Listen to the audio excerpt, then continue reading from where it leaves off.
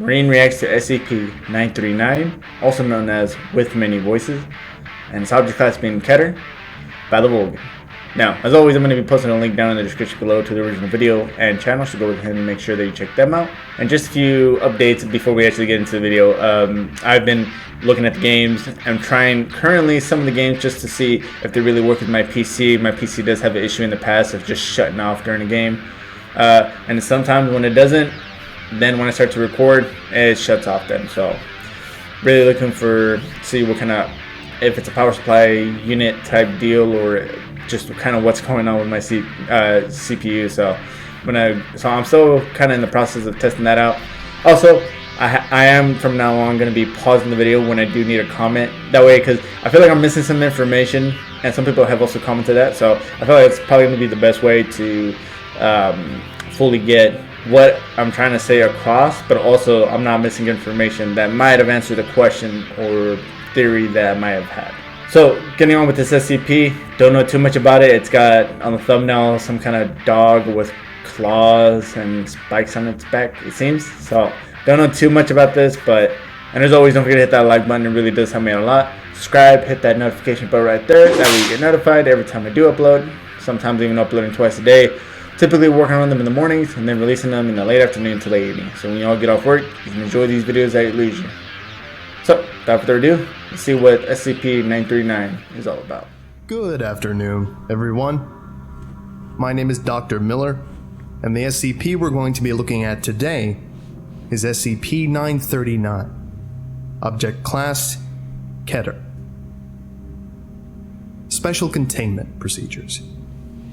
SCP-939-1, 3, 19, 53, 89, 96, 98, 99, and 109 are kept in Cell 11. So just real quick, there's multiple of these.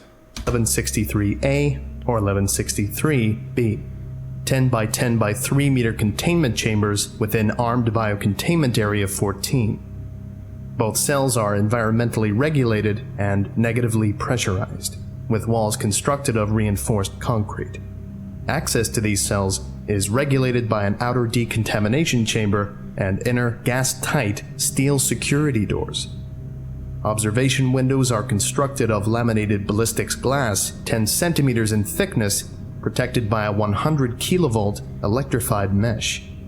Humidity is maintained at 100% at a temperature of 16 degrees Celsius. Specimens are monitored at all times via infrared cameras. Level 4 authorization is required to access SCP-939, their containment areas, or the observation chambers. SCP-939-101 is dismembered and stored in cryogenic preservation tanks 939-101A to 939-101M within Bioresearch Area 12. Access to SCP-939-101 requires authorization by 2 Clearance Level 3 personnel, one of which must be present for all research and testing. The contents of only one 939-101 tank may be accessed at any given time. Core temperature of SCP-939-101 tissues must be monitored while removed from cryogenic preservation. Should core temperature exceed 10 degrees Celsius, tissues are to be returned to their corresponding tank and all testing suspended for a period of 72 hours. Barring core temperature exceeding 10 degrees Celsius, research of SCP-939-101 tissues may continue, as long as its ramblings and pleas for release may be tolerated. Wait, pleas for release? So can this thing talk? I mean, I'm assuming with many voices, it should be able to. And the fact that it's pleading to be released. Containment cells should be cleaned bi-weekly. While this takes place, SCP-939 specimens will be transferred to the adjacent cell. During this time, the cell's door and observation window must be inspected for damage and repaired or replaced accordingly. Heavy sedation of all SCP-939 is required before any interaction, including transfer between cells and experimentation, may take place. See document 939-TE4 for Transfer and Experimentation Protocol. Level C hazmat gear is to be worn by personnel during interactions with SCP-939 specimens, and in any areas which SCP-939 have been known to inhabit. Afterward, standard decontamination procedures are to be observed by all personnel involved to ensure no secondary spread of amnestic agents occurs. Following Incident ABCA-14-939-3, all non-D-Class personnel interacting with SCP-939 for any length of time are required to wear 2 waterproof electronic pulse monitors for the duration of such interaction. These pulse monitors will transmit to a wireless monitoring system independent of a facility's main power grid, with at least 1 backup power system on standby. Should both individuals' pulse monitors flatline or otherwise malfunction, the wearer will be presumed dead. Personnel instructed to disregard all the wearer's subsequent vocalizations and a breach of containment declared automatically. Security personnel responding to such a breach are likewise required to wear these pulse monitors. Additionally, all live SCP-939 must be implanted with subdermal tracking devices upon capture. Description: SCP-939 are endothermic, pack-based predators which display atrophy of various systems similar to troglodytic organisms. The skins of SCP-939 are highly permeable to moisture and translucent red, owing to a compound chemically similar to hemoglobin. SCP-939 average 2.2 meters tall, standing upright, and weigh an average of 250 kilograms, though weight is highly variable. Each of their 4 limbs end with 3-fingered claws with a 4th opposable digit, and are covered in setae which considerably augment climbing ability. Their heads are elongated, devoid of even vestigial eyes or eye sockets, and contain no brain casing. The jaws of SCP-939 are lined with red, faintly luminescent. Wait, so no brain casing. Is this, like, does it not have a brain? Or, like, just eyes in general? So I'm assuming it moves with, like, some kind of form of echolocation type deal. Kind of like a bat. And fang-like teeth, similar to those belonging to specimens of the genus Cheoliadus, up to 6 centimeters in length, and encircled by heat-sensitive pit organs. Eye spots, sensitive to light and dark, run the length of their spined dorsal ridges. These spines may be up to 16 centimeters long and are believed to be sensitive to changes in air pressure and flow. SCP-939 do not possess many vital organ systems. Central and peripheral nervous systems, circulatory system, and digestive tract are all absent. SCP-939. Okay, I don't think, at least the author when they were writing I mean, think about it, if you don't even have a digestive tract, there's not much of a point in these SCPs eating, right? So, if they do kill someone, it's probably not for food. This is just me theorizing anyway, so take this all with a grain of salt. Circulatory system, how are they getting some form of liquids in their body? I mean, obviously like blood or something to be able to circulate the blood around, or whatever the SCP would have. And I don't see how this thing could be moving around or even doing all this without any of this, unless they have something similar to these systems, but it's just hasn't been seen, so they don't know what to call it. But the fact that it doesn't look like what we would picture it to be as, you know, at this point I'm just talking out of my ass. So, Nine's respiratory system is atrophied and serves no apparent purpose beyond spreading AMN C227. SCP-939 have no apparent physiological need to feed, nor any way to digest consumed tissue. Ingested material typically accumulates in the respiratory system of SCP-939 and is regurgitated once the amount is sufficient to markedly inhibit its function. Despite the absence of many vital organ systems, SCP-939 are capable of bearing live young.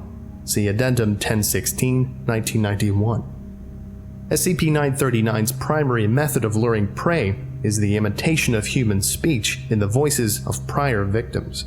Though imitation of other species and active nocturnal hunts have been documented, SCP-939 vocalizations often imply significant distress. Whether SCP-939 understand their vocalizations or are repeating previously heard phrases is the subject of ongoing study. How SCP-939 acquire voices is not currently understood. Specimens have been documented imitating victims despite never hearing the victims speak. Analysis of SCP-939 vocalizations cannot distinguish between SCP-939 and samples of known victims' voices. The use of biometric voice recognition security or identification systems at any installation housing SCP-939 is strongly discouraged for this reason. Prey is usually killed with a single bite to the cranium or neck. Bite forces have been measured in excess of 35 megapascals. SCP-939 exhale minute traces of an aerosolized Class C amnestic, designated A. So real quick, I'm assuming that this is the SCP that gives the SCP Foundation those amnestic, I don't even know what it is. That is it like amnestic pills or amnestic doses, let's say. I'm assuming that this is the SCP they get that from. AMN C227. AMN C227 causes temporary anterograde amnesia, inhibiting memory formation for the duration of exposure, plus an average of 30 minutes. It is colorless, odorless, and tasteless, with an estimated ETC50 for inhalation of 0.0015 milligrams per cubed volume of the area exposed. In well-ventilated or open-air environments, risk of exposure to ETC50 is greatly reduced, but not negligible. AMN C227 is typically undetectable in the bloodstream 60 minutes following cessation of exposure. Reported sensations of disorientation and mild hallucinations immediately following removal from environments saturated with the agent are similar to recreational use of numerous psychoactive substances and easily mistaken as such. Note: March 23, 2005. This report pertains to Morphology Alpha. For information regarding Morphology Beta, see Experiment Log 914, AMTF News 7, After Action Report. Addendum, April 11, 1982. Due to SCP-939's intense aversion to bright light, it has been deemed a minimal risk of escape. Standard fluorescent hallway lighting is sufficient to deter SCP-9. Minimal risk for escape, but it's considered Keter. Now, I can understand that if this thing got out or these things got out, that it could have quite a bit of trouble, everybody having amnesia around the world, but it would also be considered a Keter because of the difficulty it is to contain, right? 939-1 from leaving its darkened cell. The following addendum has been stricken from the document, and we are advised to see Addendum September 20th, 1991. Addendum June 29th, 1987. Preliminary research into AMN C227 suggests potential use as a general-purpose amnestic. Methods of mass-producing the agent, as well as possible adverse effects, are being investigated at Biocontainment and Research Site 6. Addendum October 3, 1990. AMN C227 has been approved for use as a Class C amnestic. Projected annual production at Bioresearch Area 12 by SCP-939 respiratory tissue cultures is expected to surpass 3 liters. And again, that following addendum was stricken from the official document. Addendum September 20th, 1991. Containment of 9 SCP-939 specimens has been compromised following a Silent Night breach scenario at Biocontainment and Research Site 6. Nearby civilian settlements have been evacuated on the pretense of a coming storm. Recovery teams have been deployed to the area. Addendum October 16th, 1991. In light of this, all interaction with SCP-939 from September 8th to October 7th in the Northern Hemisphere or March 6th to April 4th in the Southern Hemisphere is strictly forbidden. No male specimens of SCP-939 have yet been identified, contain a Class B amnestic. So these things are only female then? See reproduction of SCP-939. Document number 939-0062. Reproduction of SCP-939. On September 25, 1992, SCP-939-1 gave birth following a gestation period of roughly 12 months. Litter SCP-939-A contained 6 specimens, numbered SCP-939-A1 to SCP-939-A6. SCP-939-A1, A4, and A5 were male, while A3 and A6 were female. SCP-939-A2 was stillborn and immediately cannibalized by SCP-939-1. SCP-939-1 made no attempts to interfere with the confiscation of its offspring. Vivisection of SCP-939-A1, A3, A4, and A5 found them to be morphologically and genotypically indistinguishable from healthy human infants. The remains of SCP-939-A1 and 939-A3 are kept preserved in Biological Materials Storage Units 939-026-C and 939-026-D, respectively, within Bioresearch Area 12. Remains of SCP-939-A4 and SCP-939-A5 were incinerated. SCP-939-A6 will be transferred to for observation as it matures. It will undergo monthly physical examination, supplemented with any additional measures deemed necessary. Document number 939-A6-16. Transfer of Dr.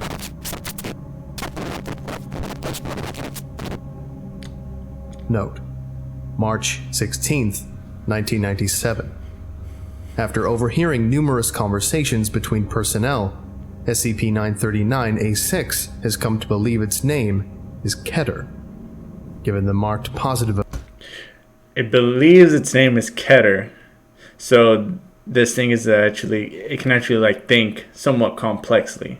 I mean, if it can identify at least words or like response to Keter. I don't know. Just throwing that out there. Effect on its mood, staff are advised to neither encourage nor discourage this assumption. Both its mental and physical development have remained consistent with human norms. Document number 939-A6-33. Emergency Medical Log SCP-939-A6. Date: January 9th, 2001. At approximately 2000 hours, SCP-939-A6 began acting increasingly unsettled. When questioned, it reported a sense of malaise. Breathing was observed to be rapid and shallow. SCP-939-A6 was escorted to the medical ward for further examination. Heart rate was measured to be erratic, averaging 190 beats per minute. No further anomalies were observed. SCP-939-A6 was administered a benzodiazepine and returned to containment. Probable panic attack. Trigger undetermined. Date: January 10th, 2001. At approximately 0430 hours, SCP-939-A6 reported the same symptoms, accompanied by a mild headache and aversion to light. Examination returned identical results to the previous day. SCP-939-A6 instructed to rest, administered a sedative, and returned to containment. Date: January 24th, 2001. Symptoms outlined above persisted for 2 weeks before intensifying. SCP-939-A6 destroyed the lighting fixture in its enclosure and was found to have assumed the fetal position underneath its bed at 0140 hours. A6 staunchly resisted leaving its chamber, requiring it to be carried to area medical ward. It complained of a severe headache and intense aversion to light, hypersensitivity to auditory stimuli, intense chest and abdominal pain, and uncomfortable warmth, commenting that it hurt too much to cry. A6's core body temperature measured to be 41.2 degrees Celsius. Technicians were unable to locate a pulse. MRI indicated that a reinforced concrete containment cell was immediately prepared for SCP-939-A6. The cell's lighting was dimmed and a large basin full of water provided at its request.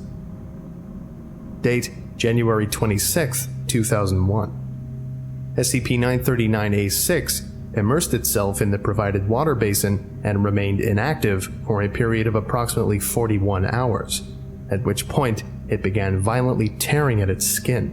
It displayed a considerable amount of distress upon realizing its skin was sloughing off, but appeared unable to stop. At 22:36 hours, Dr. reported SCP-939-A6's head detached itself. By 22:40 hours, it appeared morphologically identical to, albeit much smaller than, SCP-939-1. Addendum: February 13, 2001. SCP-939-A6 has been redesignated to SCP-939-101. It will be transferred to Bioresearch Area 12 for further study. Document number 939-101-77. Audio log 939-101A, number 13. Begin log 10:16 hours, May 22nd, 2004. Access to Cryogenic Preservation Room 939-101 granted to Dr. Access to CGPT 939-101A granted. Playing log now. Excuse me, mister? Why are we here? It's bitterly cold, and we would like to go home now. We're very late for our bedtime, and we're very sorry. We didn't mean it. Real quick, I'm assuming this is a voice of one of the people that it can imitate. Can it? I don't think they said anything about can it also kind of remember their memories of the people. I don't know. It's just kind of hard to think of that voice coming out of that thing, Have you seen our pictures? We like drawing. Daddy hung them on the wall except for sometimes when the others in white coats took them away. Daddy told us not to draw pictures like those. They made him sad, so we did our best to draw other things. But sometimes we forgot. Sometimes Daddy hid the pictures, or ripped them up. He told us that it wasn't that he didn't like them. He said it was to keep us safe from the mean doctors in the white coats. But then the doctors took Daddy away. They made us get shots and told us to forget about Daddy, but we were scared of needles without Daddy around. We didn't forget Daddy. Daddy forgot us, though. We think it was the doctor's fault. Daddy wouldn't forget about us. Would he? He gave us a fake Daddy and told us it was real Daddy, but we knew better. The doctors made us get more shots. They kept telling us fake Daddy was real Daddy, but they couldn't fool us. We told them it was wrong to lie, just like Daddy told us. And then they stopped lying. They made us be ourselves, but they gave us paper and pencils and paints and told us we could draw whatever we wanted, so we did. Sometimes we drew Daddy, sometimes we drew what Daddy told us not to draw. And the doctors took all our pictures. Sometimes the doctors in white coats and the people with the black shirts with a lot of pockets and helmets that carried bent windows and what did Daddy call them? I forgot. They walked with us down the hall for our checkups. We didn't like those. Sometimes we had to lay in a dark place and be really, really still. Daddy would tell stories. We didn't always understand them, but we liked them anyway. There were stories about places that didn't have ceilings, where up was forever and the ground wasn't white. We think it's silly. Everywhere has ceilings, doesn't it? After the doctors took Daddy away, we didn't get to hear stories anymore. And we didn't feel good. The doctors made us get loads of checkups, and we think they got scared, so we got scared too. We had a really bad headache and the lights bothered us, and so did noises. We wanted to find lots of cool water away from the bright lights until our headache went away. They let us be in the dark and gave us lots of water, but the water made us itch all over. When we scratched, sometimes our skin came off. We were so scared. We kept asking for Daddy, but he never showed up. Eventually, we didn't have any skin left, but it was okay because we didn't need it anymore. We stopped itching after that. The lights stopped bothering us so much and the headache went away after our old head came off. Lights still bother us, but not as much as they did. We don't see right anymore. We got so hungry. It was bad, but we ate our old skin and our old head. It tasted good, but it was still bad. We were still hungry after that and asked for food. They gave us food, even our favorites, but none of it tasted right to us. All that tasted good was one piece of meat. We asked for more of that. They locked 2 people in the dark with us. We asked them not to, but they didn't listen to us. We weren't hungry for a while after that. I'm sending D-class personnels, and now you know what? I'll explain at the end. We're hungry now. We're very sorry. We know lying is wrong. We didn't mean it. Addendum. February 20th, 1992. Effective immediately, use of AMNC 22-7 as an amnestic is suspended indefinitely. Consult Incident Report AMNC 22-7 939 for further information. This is Incident AMN C-22-7 939. SCP involved, SCP-939. Description: on January 30th, 1992, a statistical rate of missing persons reports more than times the national average was noted amongst civilians administered AMN C-22-7 following the capture of SCP on November 28th, 1990, 2 kilometers northwest of. Pending further investigation, use of AMN C-22-7 was suspended. On January 31st, 1992, field agents and were dispatched to the area to investigate. Through collaboration with local law enforcement, agent was able to secure an interview with James. Approximately 7 months prior to the arrival of field agents, James reported 3 individuals missing under suspicious circumstances. All had been previously administered AMN C-22-7. Document number 939-73. James. Interview number 1. Interviewed, James. Interviewer, Agent something. Forward. This interview is being conducted by myself, Agent, in order to confirm or refute the possibility of a link between the disappearances of and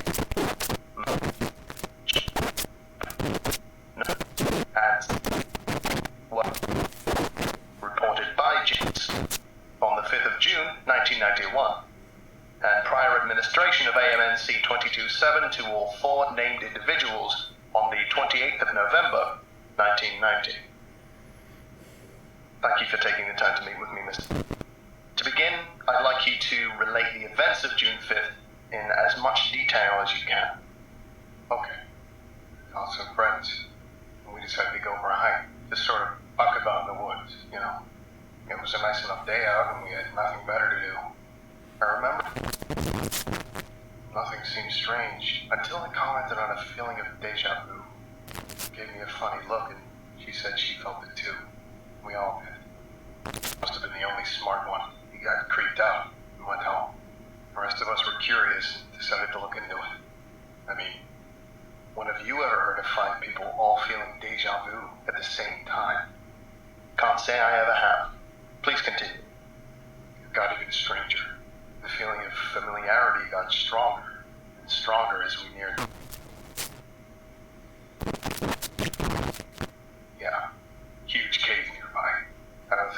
us had ever been inside before.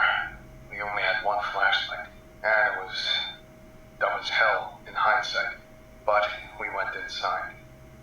The feeling kept getting stronger, further in we went. I know I keep calling it deja vu, but that's not the right way to put it. It was more of a general feeling of familiarity. Not like this had happened before, but something about it was just familiar. And nobody could put their finger on what. The deeper we went, the more familiar it felt. The more certain we felt we were getting closer. To what? I don't know. None of us knew. And that's why we kept going. Did you find anything? No? Well, I don't know. I remember saying something about it getting late. That we should turn back. I don't remember anything after that. Until I... If you need to take a moment, that's fine. I don't remember a fucking thing until sitting on the side of the highway. It was dark out. An officer was asking a question, telling me to stay calm until the ambulance arrived. I was all caught up, screaming about Red, begging the officer to let me go. I had to get away. Away from what? The Red! What was Red? I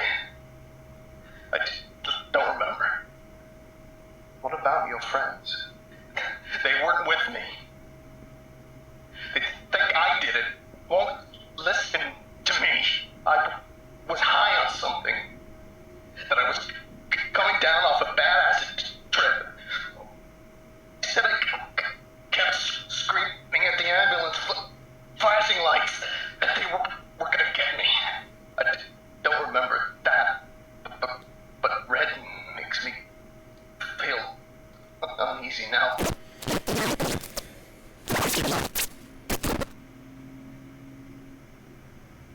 Closing statement.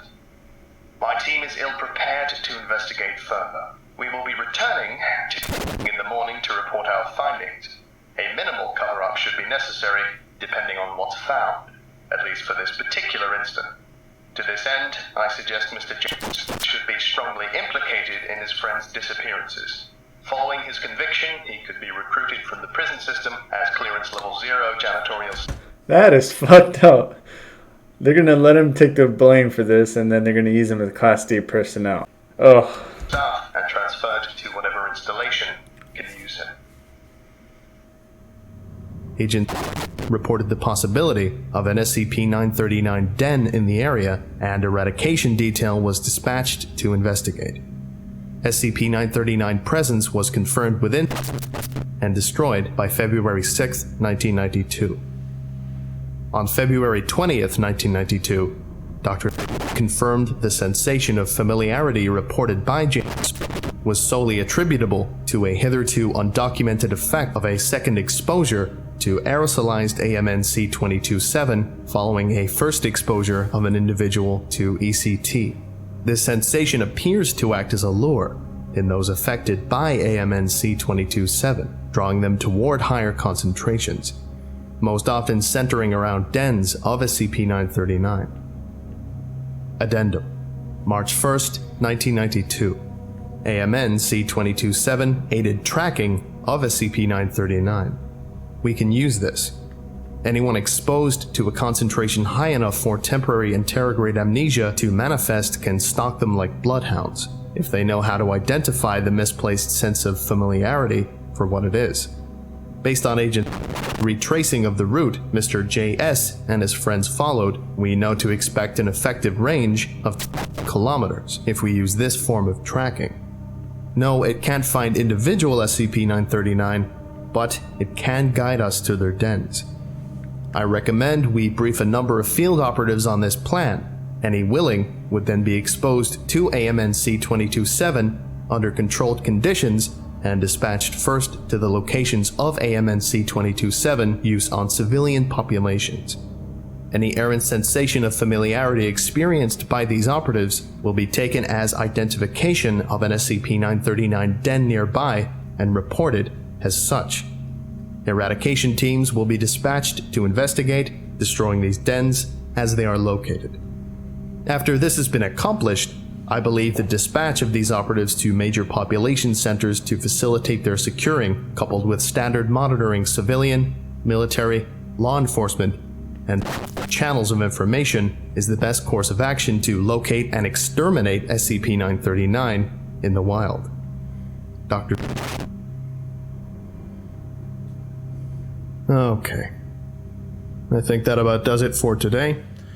Thank you very much. Alright, let's go ahead and talk about that for a minute. So, lots of information. So let's get one thing straight. Mimic voices. Not sure if it can mimic the memory. It seemed that they were talking like in a very childish-like manner. And then once their skin started coming off, their head fell off, that's when they started to get like those headaches. I don't know, that they were getting the headaches and felt sick before that. As soon as the skin fell off and the head fell off, that's when they really started to like crave human flesh. I was wrong about the female part because they did mention that some of them were male. I wonder if these are the voices, because I'm assuming that these little ones that were barely born couldn't really speak, because I would assume that they wouldn't have killed anyone yet, so they couldn't use their voice. So was this the original voice? I don't know, but the fact that these things are like predators in the sense that they also like go in a pack. I feel like they could be very dangerous. Not only that, they can give you amnesia, and then I'm assuming. I was also wondering why they kept on mentioning like hazmat suits, or like you had to be like kitted up to go see these things, and then obviously it's because this amnestic agent that it can secrete from its body. And they didn't mention that they're trying to exterminate SCP-939s in the wild. So I don't know if they've done that already and they have them all in containment, or there's some dens that they probably don't know about, but I don't know. I just think that's interesting, and I feel like this is also where they're getting their own amnestics for use on people who see things that they probably shouldn't see. And I'm assuming that that's why, even though it's considered a keter, that's the big reason why they're keeping these ones alive, is because they're currently using them. Alright, and that's going to go ahead and be it for this video. Don't forget to hit that like button, hit that subscribe button, hit that notification bell, get updated every single time I do upload. Those likes really do help me out a lot. Dislike the video if you didn't like it, it really does help me improve the channel. If you're curious to see what kind of reactions or videos in general I'm going to be seeing next, go ahead and go down in the descriptions, and I'm going to have the next 5 videos that I'm going to be looking at. But until then, I'll see you all in the next reaction video.